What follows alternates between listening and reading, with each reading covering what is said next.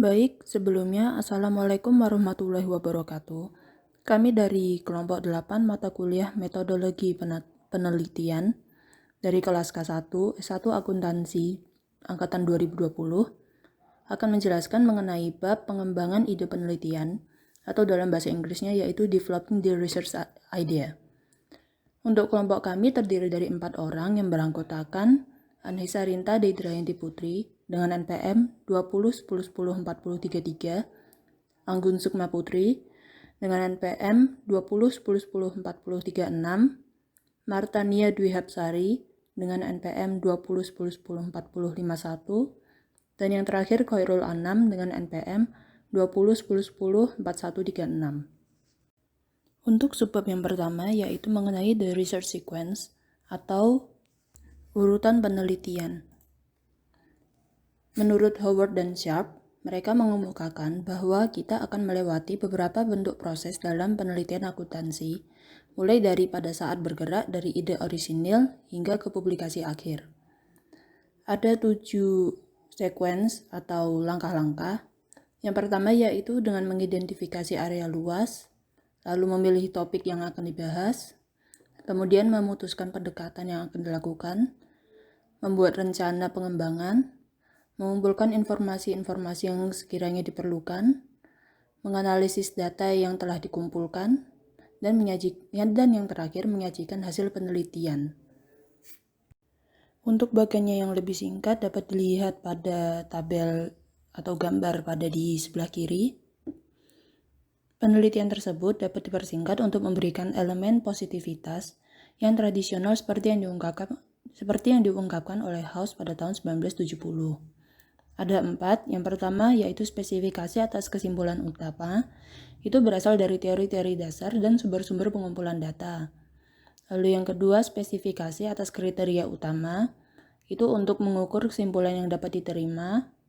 Lalu yang ketiga ada isolasi dan kontrol variabel yang diinvestigasi, yang berupa pemisahan variabel dependent, independent, dan lain-lainnya. Lalu yang terakhir yaitu verifikasi pengukuran dan pendataan variabel dengan mempilah variabel yang dapat langsung diukur. Baker dan Bednar pada tahun 1997 memperhatikan bahwa banyak jurnal top tidak memiliki studi penelitian yang interpretatif dan kritis. Namun, investigasi perubahan yang berorientasi pada manajemen, misalnya seperti penerapan inovasi akuntansi, mungkin sangat tidak cocok untuk pendekatan ilmiah, yang mana banyak masyarakat dan variabel yang terlibat berada di bawah kontrol peneliti, termasuk motivasi dan agenda manajemen. Pendekatan ilmiah dilakukan untuk membuktikan validasi yang ada. Untuk lebih mudahnya dapat dilihat pada gambar 2.3 di bawahnya. Baik, untuk selanjutnya yaitu emergence of the research topic atau munculnya topik penelitian. Topik harus dapat menarik antusiasme dalam diri peneliti, sehingga motivasi melakukan penelitian tersebut dapat bertahan dalam kurun waktu yang cukup lama. Sumber topik bisa dari mana saja, tetapi yang paling umum yaitu yang pertama masalah dalam pekerjaan dengan potensi implikasi yang luas, yang kedua masalah yang ditunjukkan dalam surat kabar atau televisi, yang ketiga konferensi arah penelitian yang tengah dieksplor, yang keempat kertas kerja dan tesis yang lengkap, yang kelima buku-buku cetak, yang keenam review artikel, analisis penelitian terdahulu untuk menentukan batasan, yang ketujuh review karangan ilmiah, dan yang terakhir artikel jurnal yang dirujuk. Proposal penelitian biasanya mencakup hal-hal seperti judul, yaitu harus memperjelas apa yang kita coba lakukan. Yang kedua abstrak, harus merangkum masalah, tujuan dan hasil yang diharapkan. Yang ketiga isu atau masalah, mengapa hal itu menarik dan penting. Yang keempat tujuan, bagaimana studi berhubungan dengan masalah. Yang kelima literatur, yaitu ulasan publikasi bertema yang relevan. Yang keenam, metode, bagaimana dan mengapa proses tersebut terjadi, dan yang terakhir manfaat atau hasil yang diharapkan yang membuat penelitian ini bermanfaat. Proposal penelitian biasanya akan membentuk fitur utama dari setiap aplikasi untuk persetujuan etika. Dan karena itu harus menunjukkan nilai penelitian, integritas metode yang digunakan, dan tingkat keterlibatan peserta manusia. Selanjutnya yaitu kerangka konseptual. Seperti gambar 2.4 menjelaskan bahwa pendekatan induktif dan deduktif menyediakan alternatif objektif untuk melakukan penelitian, tetapi tidak memungkinkan kesempatan untuk interaksi manusia. Dalam pendekatan induktif, di mana teori dikembangkan atas dasar pengamatan sebar, seperti kasus yang paling umum seperti astronomi, dan pendekatan deduktif, di mana teori memberikan dasar untuk pengujian pengamatan empiris. Dalam pendekatan deduktif, pendekatan ini cocok dalam lingkungan yang sangat terstruktur, yang melibatkan pengujian model teoritis, sehingga keandalannya tergantung pada integritas metode kuantitatif dan statistik. Kemudian, berdasarkan gambar 2.5, Popper tahun 1959 mendefinisikan karakteristik dari teori penelitian dengan proses deduktif. Yang pertama, teori ini mampu melakukan pengujian empiris. Yang kedua, ilmuwan atau peneliti harus berusaha keras untuk memasukkan teori. Dan yang ketiga, kemajuan ilmu pengetahuan sebagai proporsi yang dipalsukan tertinggal, meninggalkan inti dari teori yang harus dibantah. Selanjutnya, skema konseptual dasar yang dapat dilihat pada gambar 2.6. Skema konseptual dasar menyediakan alat-alat yang ampuh untuk pemeriksaan hubungan kausal dalam lingkungan positivis dengan menetapkan variabel kunci yang diminati dan variabel lain yang berpotensi berpengaruh faktor sehingga kita dapat membentuk kesan yang lebih baik dari luasnya masalah. Jika misalnya kita kembali ke artikel sebelumnya, maka dapat melihat bagaimana konten karya profesional dapat digunakan untuk mengembangkan skema konseptual untuk penyelidikan yang lebih sistematis. Sebagai permulaan titik, kita perlu mengidentifikasi variabel dependen. Satu atau lebih variabel hasil yang nilainya dapat dipengaruhi oleh sejumlah faktor penjelas atau independen. Kemudian misalnya reorientasi memungkinkan kita untuk fokus pada dua pilihan yang akan memungkinkan saran dari dua variabel dependen yang dapat diukur, yaitu yang pertama, pemilihan komersil atau akuntansi sebagai sarjana pilihan, dan yang kedua yaitu keputusan untuk memasuki profesi akuntansi oleh mereka yang mendekati akhir sekolah. Variabel dependen utama dalam setiap kasus, seperti yang disarankan oleh profesional artikel adalah citra akuntan, meskipun tidak jelas bagaimana konsep ini harus didefinisikan atau diukur. Dalam setiap kasus, kemungkinan besar ada daftar variabel berpengaruh yang berpotensi besar yang dapat memaksakan hubungan bersyarat. Dalam contoh tersebut, hanya dapat mengambil sampel proporsi yang relatif kecil dari kedua lulusan sekolah dan calon yang direkrut untuk profesi tersebut, di mana kita juga tidak akan memiliki akses ke statistik populasi. Selain itu, ada kemungkinan masalah dengan wawancara dari lulusan sekolah sebelum masuk universitas. Pengumpulan data saat ini dapat menentukan motif pemilihan entry ke dalam kursus profesional yang bersaing, misalnya akuntansi, hukum, dan kedokteran. Kemudian untuk titik keputusan sebelum masuk ke profesi akuntansi, beberapa kolaborasi dengan perekrut utama, yaitu 5 besar pemerintah negara bagian. Selanjutnya, perbandingan keputusan perekrut dengan profil siswa harus memfasilitasi pemeriksaan transparansi kebijakan rekrutmen.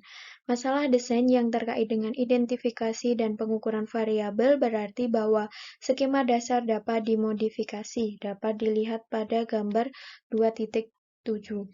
Dalam hal contoh, kami memiliki masalah serius dalam mendefinisikan dan mengukur variabel dependen dan independen, dan dalam mengendalikan variabel yang berpengaruh, seperti halnya gambar, tidak dapat diukur secara langsung. Literatur akan membantu dalam mengidentifikasi variabel-variabel yang berkontribusi pada penciptaan konsep.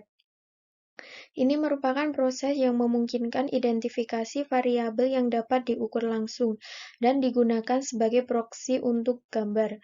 Kemudian, pilihan keputusan akan dipengaruhi oleh banyak variabel dalam jangka waktu yang lama periode waktu. Di sini harus membatasi fokus pada variabel-variabel yang dikutip dalam sastra sebagai hal yang berpotensi berpengaruh dan mencoba mengukur pentingnya pengambilan keputusan dalam konteks ini, mungkin melalui survei percontohan atau wawancara setelah kejadian. Penggunaan prosedur pencocokan misalnya mengambil sampel kandidat dari sekolah yang sama, dengan usia dan jenis kelamin yang sama, dan dengan profil akademik yang setara saat masuk, akan membantu memberikan beberapa kontrol atas pengaruh variabel asing. Kemudian, pertanyaan yang berkaitan dengan teori dan pengukuran tetap ada permasalahan, tetapi pencarian literatur menentukan sejumlah teori dengan implikasi yang tepat untuk skenario ini. Seperti halnya Friedman dan lainnya pada tahun 2001 meneliti pengembangan stereotip dan implikasinya untuk masa depan dari profesi akuntansi. Mereka mengidentifikasi sejumlah teori sosiologis yang dapat membantu pembentukan kerangka konseptual.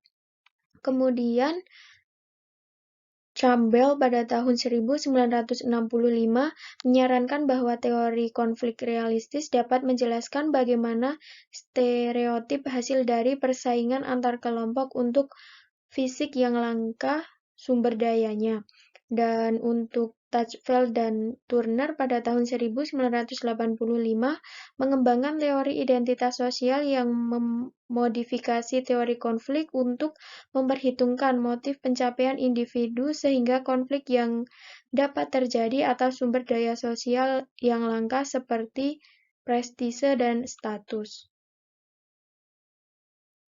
Untuk pembahasan selanjutnya yaitu mengenai the structure of DNA, the development of new theory. Diketahui bahwa Watson dan Crick di Cavendish melanjutkan dengan hubungan, meskipun kolaborasi adalah kata yang terlalu kuat. Dengan Wilson dan Rosalind Franklin adalah masalah sejarah. Pada dasarnya, mereka melanjutkan untuk mengembangkan model yang sesuai dengan semua bukti yang saat ini tersedia bagi mereka, dan menunggu konfirmasi atau diskonfirmasi kerangka mereka dari temuan empiris orang lain, seperti halnya karya Linus Pauling di Amerika Serikat pada pembentukan helix untuk rantai polipeptida menyarankan bahwa DNA juga memiliki struktur helix. Kemudian, Ernst Chargaff telah menghasilkan bukti penting tentang rasio konstituen basa, dan khususnya persamaan yang ada antara adenin atau A, timin atau T, dan guanin adalah G, sitosin adalah C, di mana adenin sama dengan timin, kemudian guanin sama dengan sitosin. Ikatan hidrogen antara adenin dan timin, kemudian guanin dan sitosin, pasangan basa membentuk inti dari struktur Crick dan Watson. Kemudian ada saran penting dari rekan ahli kimia struktural yang baru saja terjadi untuk di berbagai kantor yang sama dengan Crick dan Watson. Dia menyarankan agar formulasi buku teks normal dari basis adenin dan timin, kemudian guanin dan sitosin tidak benar dan bahwa mereka harus bekerja dengan bentuk alternatif keto. Dalam dampak ini atau dalam temuan ini adalah bahwa rantai tertentu dapat mengandung purin dan pirimidin atau dengan kapasitas untuk membawa materi genetik untuk replikasi diri, dan bahwa tulang punggung rantai harus berjalan dalam arah yang berlawanan. The Bradman Problem, the Development of New Strategy. Di sini dibagi menjadi 5, yaitu ada yang pertama ada merubah kondisi permainan, yang kedua ada mengubah aturan permainan, yang ketiga ada merubah strategi, yang keempat mengubah letak lapangan, dan yang terakhir yaitu memperkenalkan bodyline attack. The related problem atau implementasi solution. Yang pertama ada metode yang ada di sini. Metode ini dibagi menjadi ada dua. Yang pertama ada did reckoning atau perkiraan yang diperlukan. Yang kedua yaitu compass method, yaitu berkaitan dengan perbandingan. Yang kedua ada data gerhana. Dan yang ketiga ada metode jarak bulan. Metode jarak bulan ini dibutuhkan data yang rinci. Yang terakhir yaitu ada akuntansi manajemen strategi. Dalam lingkungan akuntansi kita dapat mengamati, mengidentifikasi definisi dan solusi untuk masalah bisnis praktis. Solusi yang memerlukan spesifikasi hati-hati dari pertanyaan penelitian, pengembangan hipotesis dan strategi implementasi alternatif. Jadi John Harvey Jones tahun 1992, Harvey Jones dan Mosey tahun 1990, pemecah masalah terkenal dari serial televisi Infamous merinci pendekatannya terhadap penyelidikan masalah praktis dalam situasi bisnis nyata. Aktivitasnya merupakan dianggap sesuai. Nah, ada dua gambar, yaitu ada gambar 2.8, yaitu ada akun yang diterbitkan. Ada pria top lantai toko menguji hipotesis dan menerapkan solusi. Ada gambar 2.9 yaitu tujuan. Tujuan ini di mana tujuan perusahaan kongruen dengan target atau ukuran pada setiap tahap rantai nilai. Yang kedua itu audit situasi, di mana analisis dampak keuangan atau kompetisi pemasaran atau lingkungan. Yang ketiga ada pembandingan, analisis serupa dari kinerja pesaing untuk menentukan area kekuatan dan keandalan relatif. Yang keempat yaitu alternatif strategi, di mana merumuskan atau menerapkan strategi ofensif, defensif, atau yang optimal. Yang kelima yaitu evaluasi prestasi, pemantauan dengan langkah-langkah keuangan non-keuangan. Yang terakhir yaitu implikasi sistem akuntansi, di mana sistem akuntansi ini mengubah sumber informasi atau tindakan praktik atau praktik pelaporan untuk menciptakan manajemen internal yang relevan. Baik, sekian yang dapat kami sampaikan. Apabila ada tutur kata yang kurang berkenan, mohon dimaafkan. Wabillahi taufiq wal hidayah. Wassalamualaikum warahmatullahi wabarakatuh. Terima kasih.